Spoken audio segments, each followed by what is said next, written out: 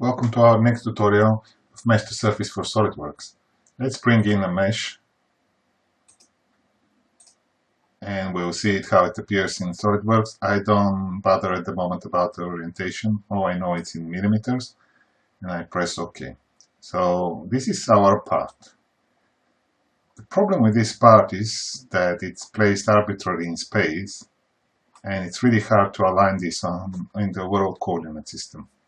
As we can see, because of the scanner, it's just been placed somehow in space. So what we need to do actually, the best, is if we create one of the standard planes in the middle, which is called the symmetry plane in this case. I call it symmetry because I see that this is a symmetrical object. For this reason, I will probably don't need this part and I will use the standard selection tools, which you can get from the main toolbar. And I will use the lasso selection. We'll click here and we'll select this area. We'll right click and hide select. So now we have this and we are ready to actually start defining our symmetry plane. I'll press OK and I will go to primitives. Because we have nothing selected yet, the software starts with the selection mode. In this case, I need to pick points that will define my symmetry plane. So the main idea is that we help the software to find the initial location of the symmetry plane. So I just brush and click with my mouse on the screen and on the object to pick some points that will define the plane. Now when you define this point, make sure that you don't have selected something that it's only here, but spread the selection in such a way so you get the better definition of the plane. For example, here I will just brush. It doesn't need to be accurate, but at least to be good for a plane fitting. What you can do now, you can just click and fit a plane and you can see where roughly your plane will be. But now we'll let the software to do the job for us and I will press the button which is for the symmetry plane. This is an interactive algorithm that tries to make a best fit of the points, of the symmetry points, and this is what we get. Now we got our plane, which is defined, and as you can see in this mode, we have the yellow point displayed. The interesting thing is that these points are actually mirrored on this plane, and you can actually get kind of orientation what this object will look like if it's mirrored. There are some tools here which you can manually actually tweak your symmetry plane, but the best thing about our software is that you actually can analyze your results. The software creates a color map and you can see instantly how the mirrored points are in regards to our original mesh. This gives you a really good indication of the quality of the symmetry plane.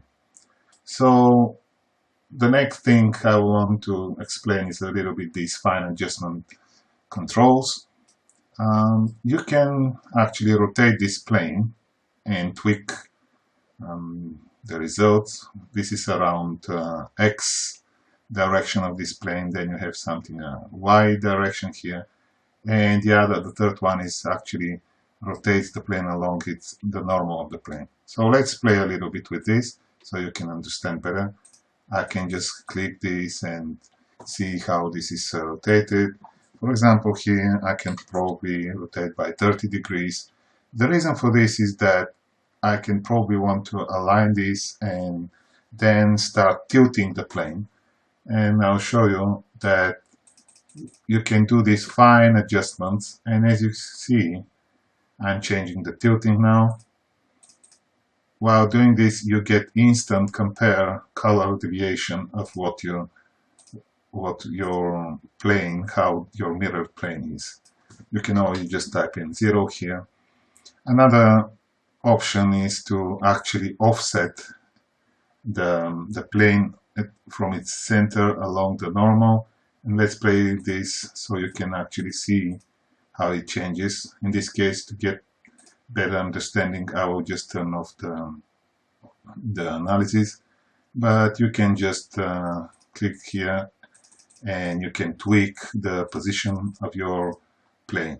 Of course, the analyzer always helps you, and you see that these areas are out of range, so this is not what you want. So in this case, probably I think that the software did a good job now and has created the best symmetry plane that you can use. And of course, when you're ready, you can just press create and you'll get this as a reference plane in Solidworks. And to finish off a little bit more on how this can be used, I will just pick this and we'll go align mesh. We'll select this as a reference. This is my, let's say, OXY plane, but you can adjust here and you can align the object. Now I don't need the plane anymore. We'll delete it. And now if I place it in top view, this was the front view, you see that it's been aligned in the correct position, and this is where my front plane is now. I hope this is useful. Thank you for watching.